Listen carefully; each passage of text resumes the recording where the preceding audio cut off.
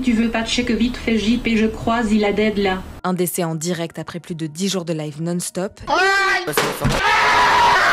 Et des mois de violence physique et psychologique diffusés en direct sur Kik, la plateforme de streaming aux règles ultra permissives et aux contrats de plusieurs millions qui se rêvent en numéro 1, quitte à presque tout permettre.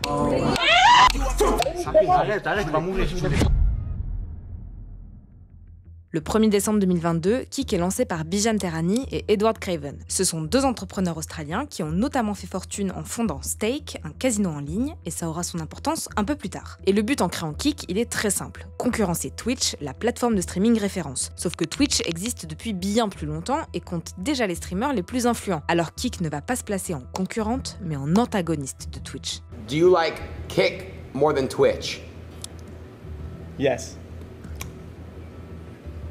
Et la première grosse différence, c'est la modération du contenu qui est diffusé, qui est beaucoup plus souple. Pour la faire courte, il y a plus ou moins tout qui est diffusable sur Kik sans trop de conséquences, notamment du casino en ligne, d'autant que Stake, dont on parlait plus tôt, aurait financièrement soutenu Kik, selon l'agence Bloomberg. Mais on retrouve aussi des discours de haine, de la violence ou du contenu à caractère sexuel. En face, sur Twitch, tout ça est strictement interdit. Mais elle est à poil ça va pas faire plaisir à Twitch, hein. L'autre particularité de Kik pour attirer des streamers, ce sont ses contrats. I just signed the biggest streaming deal of all time out of any creator, as far as I know. On n'a pas de chiffres précis, mais on sait que le contrat d'Adin Ross dépassait à l'époque les 30 millions de dollars. Et en plus, Kik propose une solution bien plus avantageuse en termes de répartition des revenus par rapport à Twitch. Généralement, 50% des revenus générés par un streamer sur Twitch sont pour la plateforme, alors que sur Kik, c'est 5%.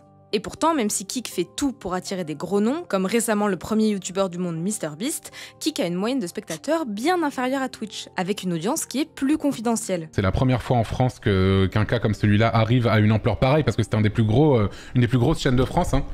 Peut-être un peu moins dans vos univers, évidemment, puisque c'était sur Kik, et puis c'est un contenu qui est... turbo terrible, quoi, évidemment. Alors, pour se faire connaître du grand public, Kik est sorti du cadre d'Internet pour s'afficher notamment sur des compétitions sportives. Par exemple, la Première Ligue, où pendant un temps, Kik figurait sur la manche du maillot du club d'Everton, mais aussi en Formule 1, avec une écurie qui porte en partie leur nom jusqu'à la fin de la saison, la Stake F1 Team Kik Sauber.